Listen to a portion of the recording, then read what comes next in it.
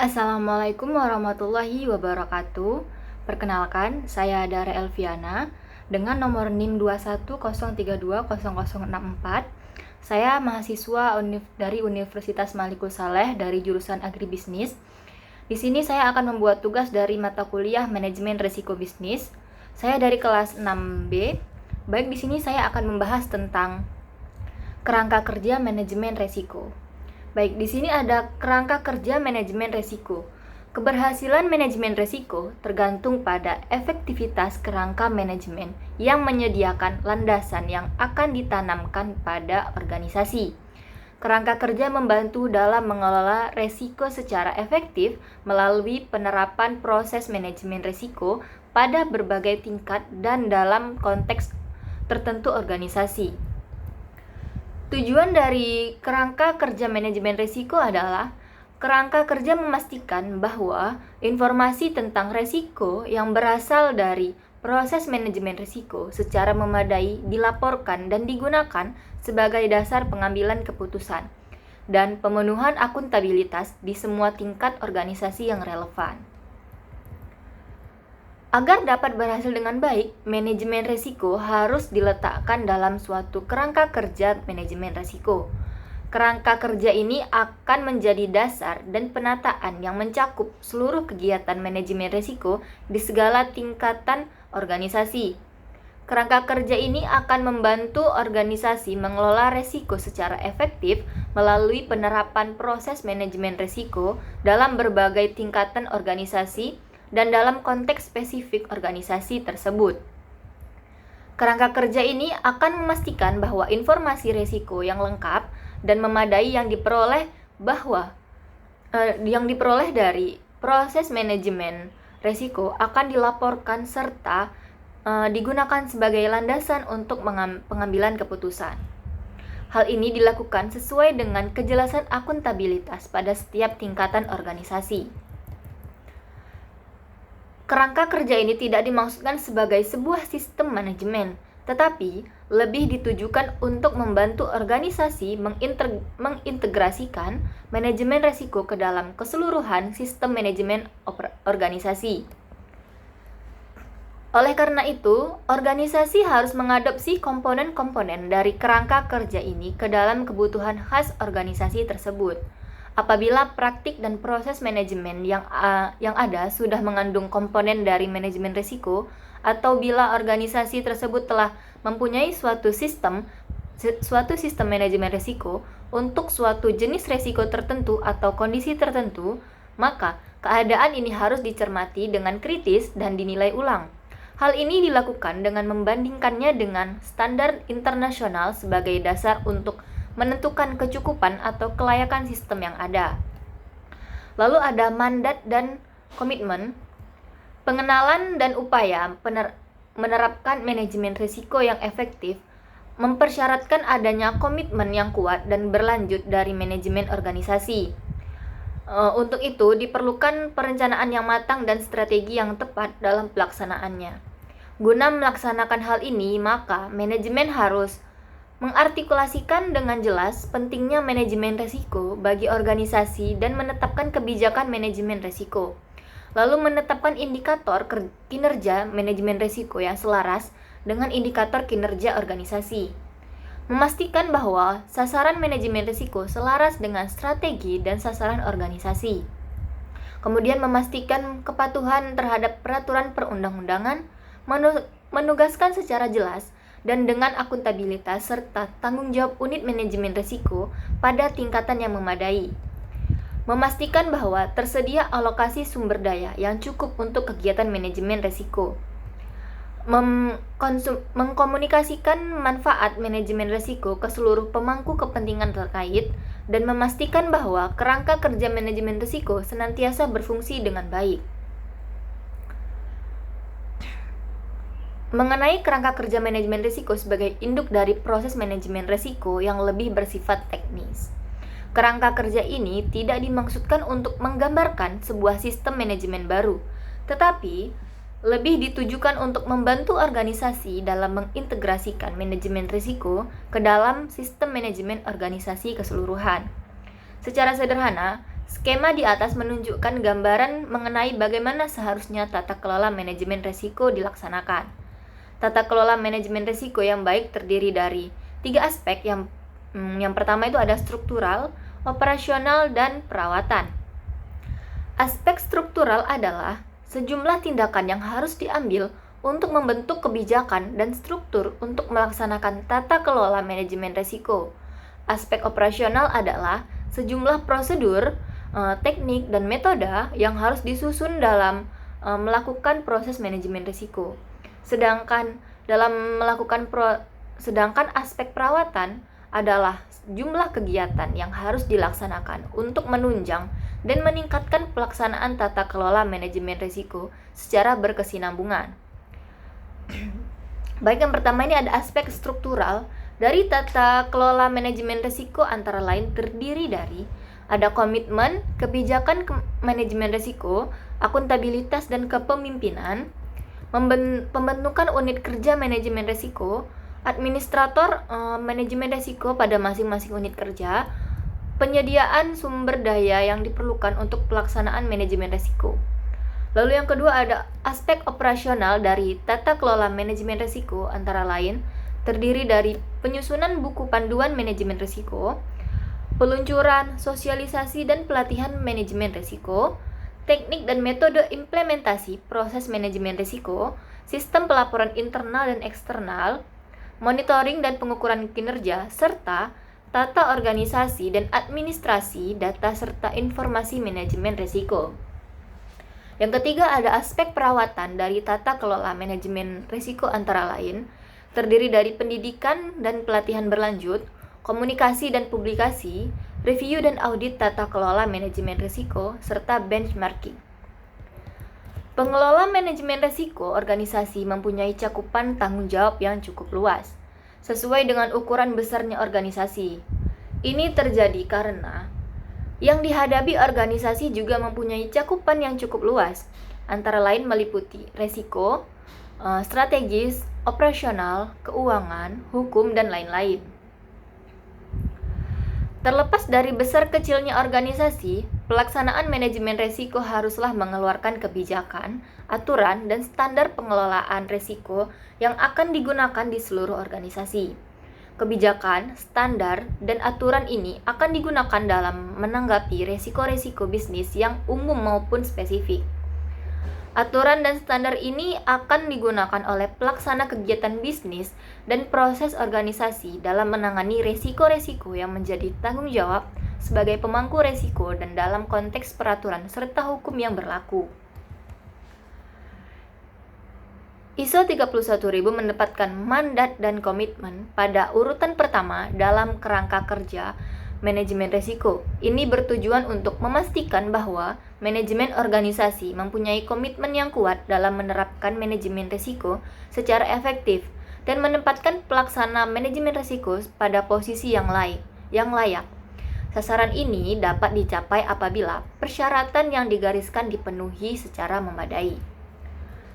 Baik, selanjutnya yang kedua ini ada penyusunan desain kerangka kerja manajemen risiko. Perencanaan kerangka kerja manajemen risiko pada dasarnya meliputi dua aspek, yaitu aspek pemahaman terhadap konteks organisasi dan aspek tata kelola manajemen risiko.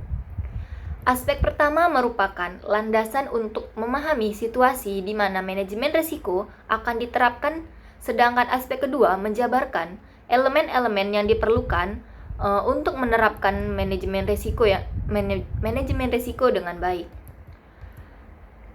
Baik, selanjutnya ada memahami organisasi dan konteksnya. Sebelum merencanakan dan menerapkan kerangka kerja manajemen risiko, sangat penting untuk memahami kondisi dan sifat organisasi serta konteks eksternal maupun internal. Hal ini sangat penting karena akan menentukan bentuk rencana dari kerangka kerja tersebut. Konteks eksternal organisasi antara lain lingkungan budaya, politik, ekonomi, teknologi, geografis, kondisi alam, baik secara domestik, regional maupun internasional, faktor kunci dan kecenderungan atau trends yang mempunyai dampak terhadap sasaran organisasi, dan persepsi dan nilai-nilai yang dianut para pemangku kepentingan eksternal organisasi. Konteks internal organisasi antara lain kapabilitas organisasi dalam pengertian sumber daya dan pengetahuan. Contohnya itu ada dana, orang, waktu, proses, sistem, teknologi, dan lain-lain. Berikutnya ada sistem informasi, arus informasi, dan proses pengambilan keputusan, baik formal maupun informal. Selanjutnya ada para pemangku kepentingan internal. Kebijakan, sasaran, dan strategi yang digunakan untuk mencapai sasaran tersebut. Persepsi, nilai-nilai, dan budaya organisasi, standar, dan model acuan yang digunakan oleh organisasi. Lalu selanjutnya ada struktur, misalnya itu ada peran dan akuntabilitas. Baik, selanjutnya ada tata kelola manajemen risiko. Tata kelola manajemen risiko ini meliputi unsur-unsur kebijakan manajemen risiko, akuntabilitas pelaksanaan, perencanaan manajemen risiko terpadu, penyediaan sumber daya yang memadai, dan mekanisme komunikasi serta pelaporan pelaksanaan manajemen risiko, baik internal maupun eksternal. Satu hal lagi yang biasanya penting dalam tata kelola manajemen risiko adalah kesamaan bahasa, yaitu penggunaan istilah-istilah dalam penerapan manajemen risiko. Hal ini diatasi dengan menggunakan istilah dan definisi yang ditentukan. Berikutnya ada kebijakan manajemen risiko. Kebijakan manajemen risiko harus secara jelas menyatakan komitmen manajemen terhadap penerapan manajemen risiko dan sasaran yang ingin dicapai dengan penerapan manajemen risiko. Selain itu, kebijakan ini juga secara jelas menyatakan hal-hal sebagai berikut. Ada hubungan antara kebijakan manajemen risiko dengan sasaran organisasi serta kebijakan lainnya.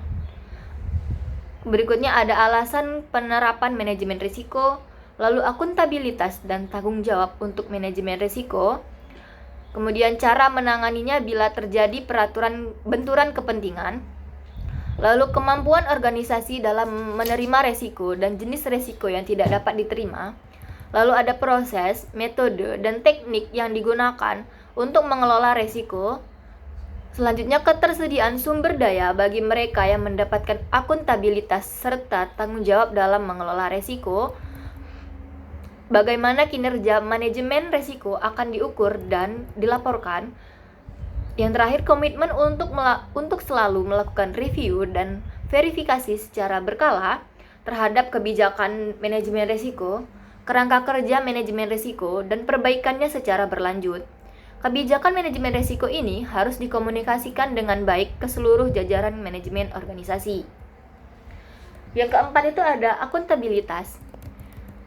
Manajemen harus menetapkan secara jelas akuntabilitas dan tanggung jawab pelaksanaan manajemen risiko organisasi. Termasuk dalam tugas ini adalah penerapan, perawatan, dan pengembangan proses manajemen risiko. Begitu juga untuk memastikan kecukupan tindakan pengendalian risiko yang ada. Hal ini dapat dilaksanakan dengan menetapkan siapa yang bertanggung jawab untuk mengembangkan, menerapkan, dan merawat kerangka kerja manajemen risiko. Menentukan masing-masing pemangku risiko yang bertanggung jawab untuk melaksanakan penanganan risiko dan menjaga pengendalian risiko serta melaporkan informasi tentang risiko. Menetapkan ukuran kinerja, mekanisme pelaporan internal dan eksternal, serta proses eskalasinya sampai ke pimpinan puncak organisasi, dan memastikan tersedianya sistem pemberian persetujuan, pengakuan, hadiah, dan sanksi. Top manajemen harus memastikan bahwa pada setiap tahapan proses manajemen risiko terdapat kejelasan akuntabilitas dan tanggung jawab pelaksanaannya. Hasil penjabaran yang rinci menggunakan metode pemetaan proses bisnis akan menjadi materi dasar penyusunan pedoman atau manual manajemen risiko bagi organisasi tersebut. Pedoman manajemen risiko yang disusun akan menjadi panduan dalam melaksanakan mekanisme kerja untuk menerapkan manajemen risiko, juga mekanisme pelaporan internal maupun eksternal. Yang kelima tuh ada integrasi ke dalam proses organisasi. Supaya manajemen risiko dapat berfungsi secara relevan, efektif dan efisien, ia harus dijadikan bagian dari seluruh praktik manajemen serta proses organisasi serta proses bisnis organisasi. Proses manajemen risiko tidak boleh dilakukan terpisah dari proses organisasi lainnya. Proses manajemen risiko harus menjadi bagian dari proses pengembangan kebijakan bisnis, perencanaan strategi, penyusunan rencana bisnis, dan proses manajemen perubahan. Harus terdapat perencanaan manajemen risiko untuk seluruh organisasi untuk memastikan bahwa kebijakan manajemen risiko diterapkan dan manajemen risiko benar-benar menjadi bagian dari praktik-praktik organisasi serta proses bisnis. Yang berikutnya ada sumber daya. Manajemen organisasi harus mengalokasikan sumber daya yang memadai untuk pelaksanaan manajemen risiko. Pertimbangan harus diberikan antara lain personalia dengan pengalaman, keterampilan, dan kemampuan yang memadai serta jumlah yang sesuai dengan kebutuhan. Berikutnya sumber daya lain yang diperlukan untuk setiap tahapan penerapan manajemen risiko. Lalu proses dan prosedur yang terdokumentasi dengan baik dan sistem dokumentasinya, serta sistem informasi dan manajemen pengetahuan. Lalu yang ketujuh ada pembuatan mekanisme komunikasi internal dan pelaporan. Manajemen organisasi haruslah membangun mekanisme sistem pelaporan dan komunikasi internal. Hal ini diperlukan untuk memastikan bahwa komponen kunci kerangka kerja manajemen risiko dan setiap perubahan yang terjadi dapat dikomunikasikan dengan baik ke seluruh pihak terkait. Tersedianya cukup laporan tentang efektivitas kerangka kerja manajemen risiko dan hasil dari proses manajemen risiko.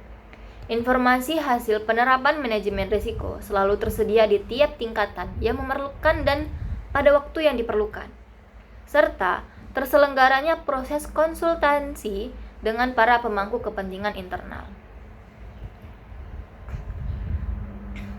Dalam mekanisme yang dibangun ini harus juga mencakup proses untuk mengonsolidasikan informasi risiko dan bila diperlukan dari berbagai sumber dalam organisasi dengan memperhatikan tingkat kepekaan informasi tersebut.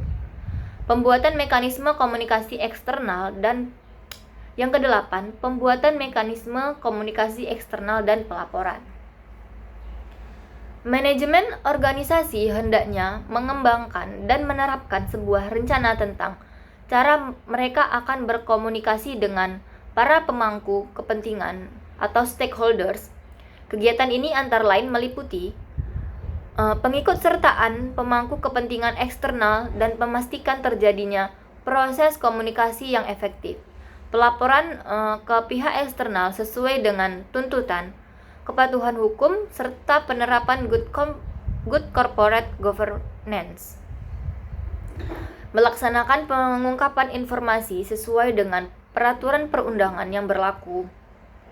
Menyampaikan umpan balik dan laporan atas proses komunikasi dan konsultasi.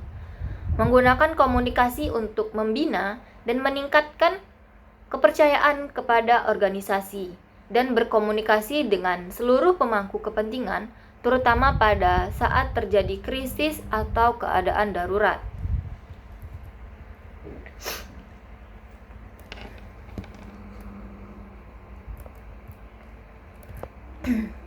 Baik, berikutnya itu yang ketiga ada penerapan manajemen risiko.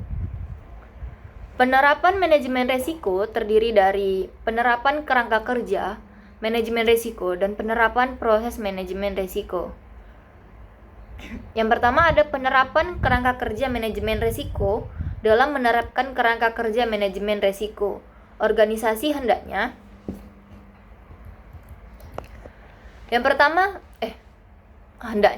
menetapkan strategi dan waktu yang tepat untuk menerapkan kerangka kerja ini. menerapkan kebijakan manajemen risiko dan proses manajemen risiko pada proses organisasi, mematuhi semua ketetapan peraturan perundangan yang berlaku, mendokumentasikan proses pengambilan keputusan, termasuk proses penentuan sasaran yang sesuai dengan hasil dari proses manajemen risiko, menyelenggarakan sosialisasi dan pelatihan manajemen risiko, dan melakukan komunikasi dan konsultasi dengan para pemangku kepentingan untuk memastikan bahwa kerangka kerja manajemen risiko memang sesuai kebutuhan dan efektif.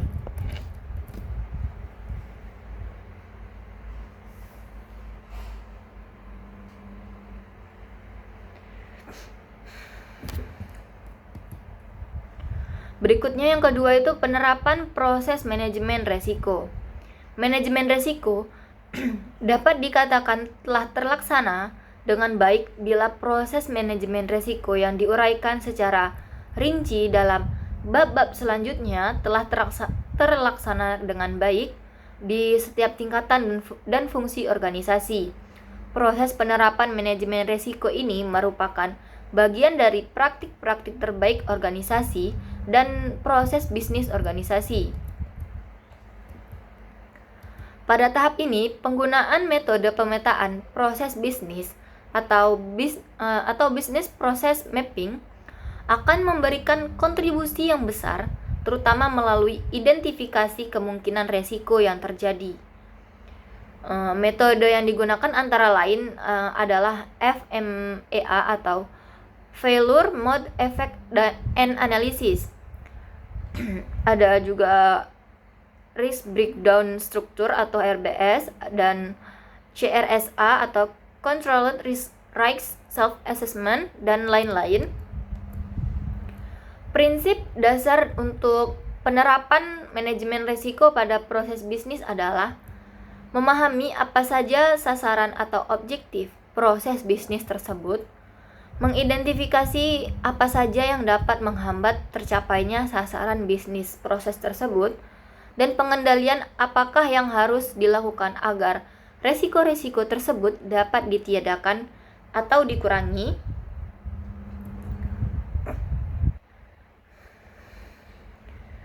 Dari prinsip dasar inilah, maka dikembangkan beberapa hal guna mempersiapkan penerapan manajemen risiko, yaitu yang pertama, proses bisnis. Jack dan Keller pada tahun 2009 menjelaskan bahwa proses bisnis terdiri dari beberapa elemen yaitu input, transformasi, dan output. Secara sederhana dapat dijelaskan sebagai berikut. Input adalah segala sesuatu yang menjadi masukan atau bahan baku bagi proses tersebut. Masukan ini dapat berupa benda yang terukur atau suatu hal yang tidak terukur atau intangible, seperti pengetahuan, informasi, dan lain-lain. Selanjutnya, transformasi. Transformasi adalah semua kegiatan yang mengubah seluruh masukan menjadi output. Proses transformasi ini biasanya terdiri dari satu proses, tetapi bisa terdiri dari sub-proses atau urutan proses-proses lainnya. Berikutnya, output. Output adalah sasaran dari proses tersebut. Apa yang ingin dihasilkan dari proses tersebut akan disajikan kepada pelanggan atau proses berikutnya. Hasil ini dapat berupa sasaran yang terukur atau tak terukur. Sebagai catatan tambahan, dalam elemen transformasi yang terdiri dari berbagai macam proses, terdapat dua macam proses, yaitu proses utama dan proses pendukung. Sebagai catatan tambahan, dalam elemen transformasi yang terdiri dari berbagai macam proses, terdapat dua macam proses, yaitu proses utama dan proses pendukung. Proses utama adalah proses yang langsung bersentuhan dengan proses mentransformasikan input menjadi output. Sedangkan proses pendukung adalah proses yang membuat output menjadi lebih baik dalam memenuhi kebutuhan proses berikutnya atau seringkali disebut sebagai katalisator. Berikut yang kedua itu ada ukuran keberhasilan proses. Suatu proses dikatakan berhasil dan berlangsung dengan baik ditentukan oleh ukuran-ukuran yang diterapkan pada ketiga elemen proses tersebut. Ukuran yang menjadi acuan adalah output proses. Ini harus sesuai dengan kebutuhan pelanggan atau proses berikutnya atau ukuran eksternal, bukan ukuran yang kita tetapkan sendiri atau ukuran internal. Contohnya adalah ketika kita ingin menjamu tamu dan mengajak makan malam atau fine dining di suatu restoran yang terkenal. Dengan menyebutkan fine dining, kita mengharapkan bahwa makanannya enak, penyajiannya indah, situasinya nyaman, dan waktu tunggu tidak terlalu lama. Salah satu sasaran bisnis restoran adalah kepuasan pelanggan dan kembalinya pelanggan yang puas.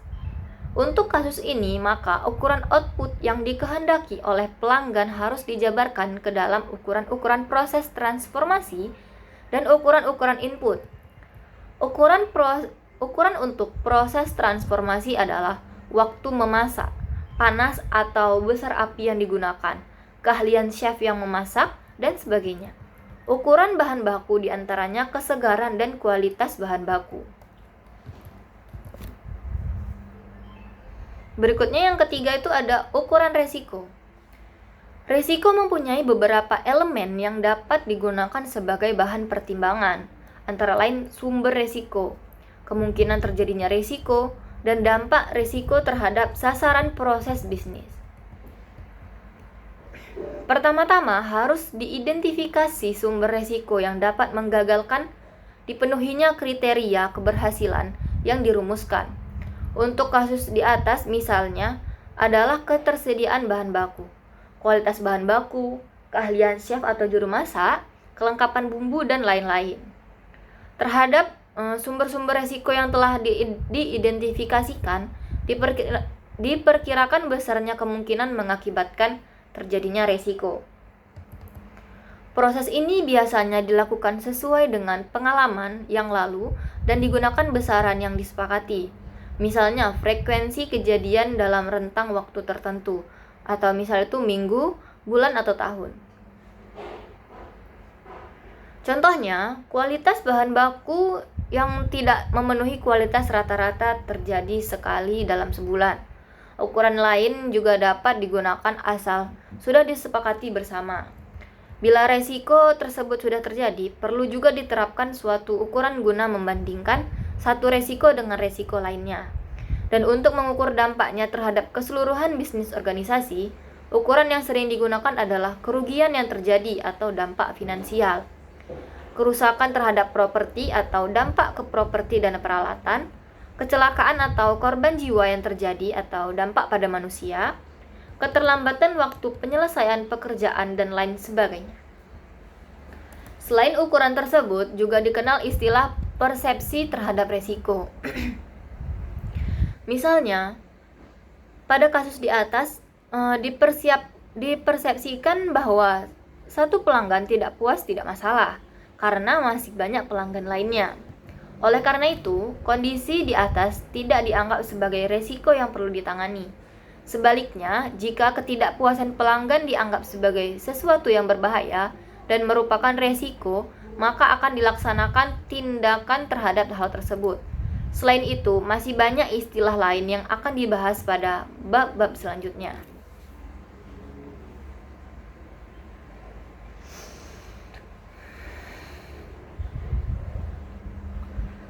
Selanjutnya yang keempat, tindakan pengendalian. Tindakan pengendalian adalah kebijakan dan prosedur untuk memastikan bahwa kemungkinan kesalahan dalam suatu proses dapat dihindari atau dicegah. Dalam proses produksi, tindakan pengendalian ini sering disebut sebagai quality asuransi yang terdiri dari inspeksi dan pengendalian mutu atau quality control. Dalam manajemen resiko, prinsip tindakan pengendalian ada dua, yaitu menangani sumber resiko dan menangani dampak resiko. Menangani sumber resiko berarti mencegah terjadinya resiko dengan menangani penyebab resiko, dan pemicu timbulnya resiko, sehingga kemungkinan timbulnya resiko menjadi rendah, atau bahkan meniadakan sebab terjadinya resiko.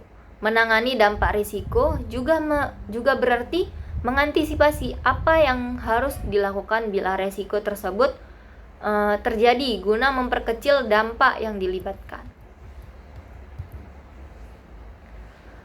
Penanganan dampak risiko ini terjadi dari dampak diterima, dampak tidak diterima, dan berbagai dengan pihak lainnya. Dan dilakukan mitigasi. Dampak diterima berarti dampak risiko yang terjadi. Biasanya tidak berarti atau dalam kemampuan organisasi untuk menanggungnya, sehingga diterima tanpa tindakan apa-apa. Tidak diterima berarti dampak risiko yang mungkin terjadi yang berada di luar kemampuan organisasi untuk menanggungnya sehingga harus dihindari. Untuk kasus ini berarti kegiatan dengan dampak risiko semacam ini harus dihindari. Artinya tidak dilaksanakan. Berbagi dengan pihak lain artinya sebagian dari kegiatan yang mempunyai dampak risiko tertentu diserahkan kepada pihak lain untuk dilaksanakan, atau asuransi, subcontracting, outsourcing, dan lain sebagainya.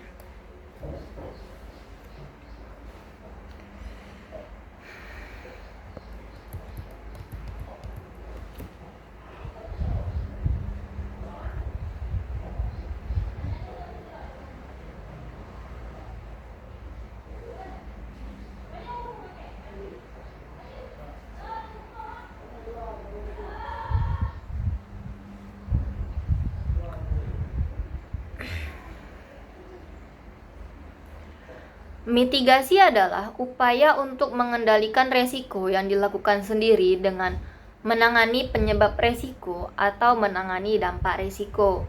Proses mitigasi dapat berupa pelatihan keterampilan operator, perbaikan proses, penerapan metode inspeksi, jaminan mutu yang lebih andal, dan sebagainya. Dalam menerapkan kerangka kerja manajemen resiko, organisasi hendaknya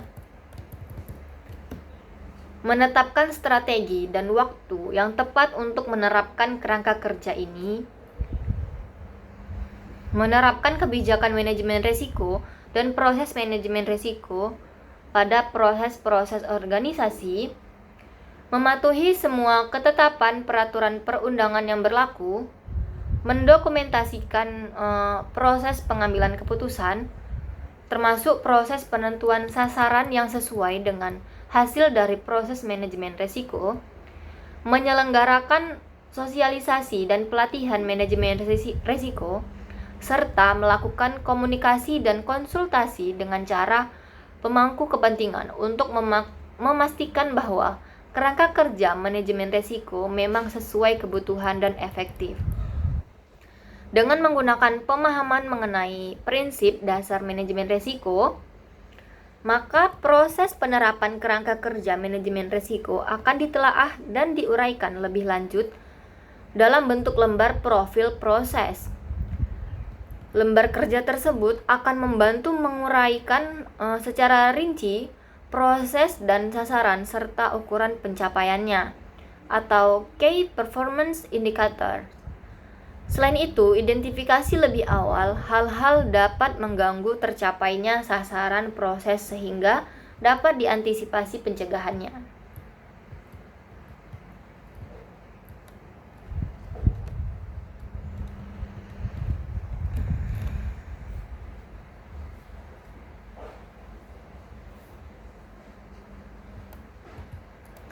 Baik, sebagai contoh lembar kerja persiapan, saya akan menjelaskan tentang langsung saja ke uraian prosesnya. Uraian proses ini terdiri dari pejabat fungsi manajemen resiko harus mempersiapkan penerapan kerangka kerja manajemen resiko untuk memastikan bahwa proses penerapan manajemen resiko ke seluruh bagian organisasi berjalan dengan lancar dan efektif. Lalu tertulis juga pemicunya. Pemicu itu ada yang pertama awal proses. Keputusan top manajemen untuk menerapkan manajemen resiko ke seluruh organisasi. Akhir proses, tersedianya manual manajemen resiko yang akan digunakan sebagai panduan penerapan manajemen risiko bagi seluruh jajaran anggota organisasi. Kegiatan lain, pelatihan bagi pejabat-pejabat kunci atau risk officer pada tiap bagian untuk meningkatkan kemampuan penerapan manajemen risiko. Lalu input atau jenis dan sumber, yaitu keputusan top manajemen, informasi mengenai penerapan manajemen risiko berbagai sumber, metode dan teknik penerapan manajemen risiko terpadu atau konsultan, output atau jenis dan pelanggan atau pengguna, yaitu manual manajemen risiko dan dokumen penting seluruh anggota organisasi, peningkatan kemampuan pejabat fungsi manajemen risiko atau risk officer pada tiap bagian. Lalu ada peningkatan pemahaman tentang manajemen risiko terpadu seluruh manajemen. Lalu ada pemicunya. Pemicu awal proses yaitu keputusan top manajemen untuk menerapkan manajemen risiko ke seluruh organisasi. Lalu akhir proses itu tersedianya manual manajemen risiko yang akan digunakan sebagai panduan penerapan manajemen risiko bagi seluruh jajaran anggota organisasi. Lalu kegiatan lain, pelatihan bagi pejabat-pejabat kunci atau risk officer pada tiap bagian untuk meningkatkan kemampuan penerapan manajemen risiko.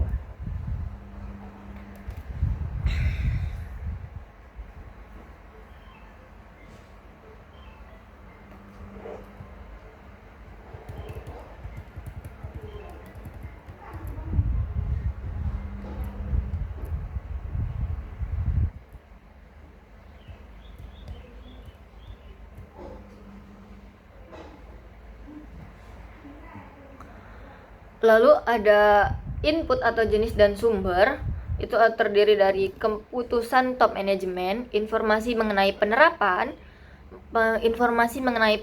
manajemen risiko berbagai sumber, metode dan teknik penerapan manajemen risiko terpadu konsultan. Berikutnya ada subproses,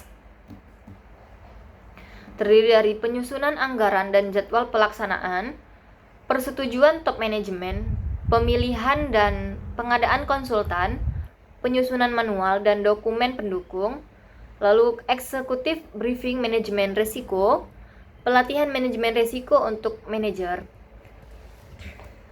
Berikutnya sasaran bisnis.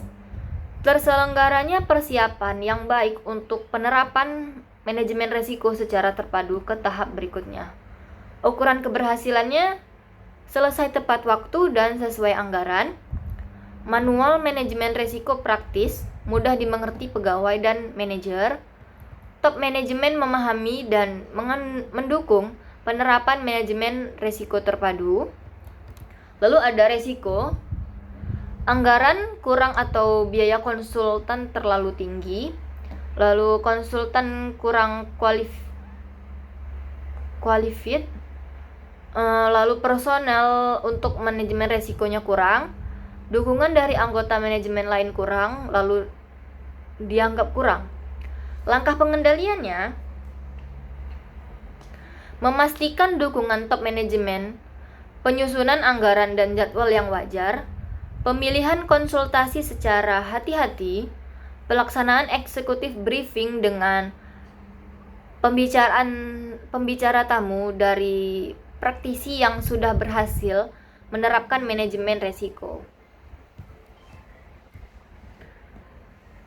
Pelatihan manajemen risiko dengan pembicara tamu dari praktisi yang sudah berhasil menerapkan manajemen risiko.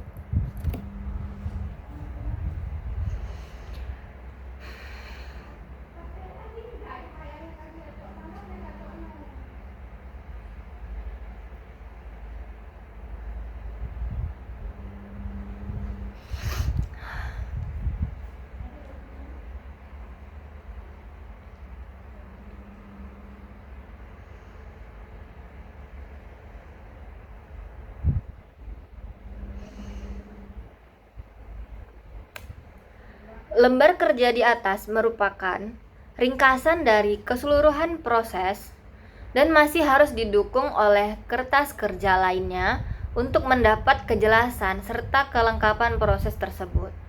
Lembar kerja ini juga dapat dikembangkan untuk masing-masing subproses sehingga dapat diperoleh antisipasi yang lengkap terhadap resiko yang mungkin terjadi. Penggunaan lembar kerja merupakan persiapan awal sebelum melaksanakan proses yang digambarkan dalam lembar kerja itu sendiri. Berikut yang selanjutnya nomor 4, pemantauan dan tinjauan kerangka kerja. Untuk memastikan bahwa manajemen risiko efektif dan menunjang kinerja organisasi, maka manajemen organisasi hendaknya menetapkan ukuran kerja, mengukur kemajuan penerapan manajemen risiko secara berkala dibandingkan dengan rencana awal, meninjau secara berkala apakah kerangka kerja manajemen risiko, kebijakan risiko, dan rencana penerapan masih tetap sesuai dengan konteks internal dan eksternal organisasi, memastikan apakah kebijakan risiko dipatuhi, memantau bagaimanakah penerapan rencana manajemen risiko dan kepatuhan dalam penyampaian laporan risiko secara berkala, memantau efektivitas kerangka kerja manajemen risiko. Pemantauan dan tinjauan atau review kerangka kerja dilakukan dengan menggunakan apa yang telah dilaksanakan pada penerapan manajemen risiko, khususnya penerapan kerangka kerja manajemen risiko. Salah satu acuan penting dalam melaksanakannya adalah tabel RAG matrix dan lembar kerja profil proses. Dari tabel RAG matrix diketahui siapa yang harus melakukan R atau monitoring dan review serta kepada siapa hasil laporan monitoring dan review ini disampaikan atau A. Mengenai uraian yang harus dimonitor dan ditinjau dapat dilihat lebih rinci pada lembar kerja profil proses. Yaitu patokan pertama adalah ukuran keberhasilan. Ini merupakan ukuran yang dapat dikuantifisir atau memang sudah kuantitatif. Pada saat monitoring dan review dilakukan pengukuran pencapaian sasaran dibandingkan dengan yang direncanakan. Patokan kedua adalah langkah pengendalian, yaitu apakah langkah pengendalian yang disebutkan sudah dilaksanakan atau belum. Bila sudah, bagaimana hasilnya, dan bila belum, mengapa belum dilaksanakan. Patokan ketiga adalah resiko yang diantisipasi. Pada saat monitoring dan review, diperiksa apakah resiko tersebut masih ada atau sudah berubah menjadi resiko lainnya. Bila sudah berkurang atau tidak ada, berarti langkah pengendaliannya efektif. Tetapi, bila masih ada, maka harus diperbaiki langkah pengendaliannya. Bila timbul resiko baru, maka harus dicari penyebab dan pengendaliannya. Patokan keempat adalah sasaran bisnis proses tersebut. Dalam proses monitoring dan review, kita diperiksa apakah secara keseluruhan sasaran bisnis proses tersebut sudah tercapai atau belum. Bila belum, maka perlu dikaji ulang hasil langkah pengujian ketiga patokan sebelumnya untuk menjadi masukan bagi perbaikan kerangka kerja secara berkelanjutan. Baik, yang kelima ini ada perbaikan kerangka kerja secara berkelanjutan. Penerapan kerangka kerja manajemen risiko pengambilan pola pada manajemen mutu, yaitu siklus PDCA atau Plan, Do, Check, and Action. Plan adalah perencanaan kerangka kerja manajemen risiko yang akan ditetapkan. Do adalah proses penerapan kerangka kerja itu sendiri, sedangkan Check merupakan proses memantau dan memeriksa apakah rencana yang ditetapkan telah diterapkan secara benar. Jika telah diterapkan secara benar, apakah hasilnya seperti yang diharapkan? Jika terdapat penyimpangan atau hasil yang tidak sesuai dengan sasaran yang telah ditetapkan, maka dilakukan langkah-langkah yang berikutnya, yaitu action. Tujuan dari langkah ini adalah melakukan perbaikan sesuai dengan hasil cek dan meningkatkan serta memperbaikinya rencana awal sesuai dengan kebutuhan yang sifatnya dinamis. Tindakan yang dilakukan pada tahap ini sangat bergantung pada hasil monitoring yang telah dilakukan. Tindakan perbaikan sesuai dengan hasil monitoring dan review pada tahap sebelumnya akan meningkatkan kerangka kerja manajemen risiko, kebijakan risiko, dan rencana manajemen risiko. Tindak lanjut ini diharapkan akan meningkatkan dan memperbaiki manajemen risiko organisasi serta budaya risiko organisasi. Baik, saya rasa hanya itu yang bisa saya sampaikan dalam materi ini. Lebih dan kurang saya mohon maaf, semoga bisa bermanfaat bagi kalian yang mendengarkan. Saya akhiri, wassalamualaikum warahmatullahi wabarakatuh.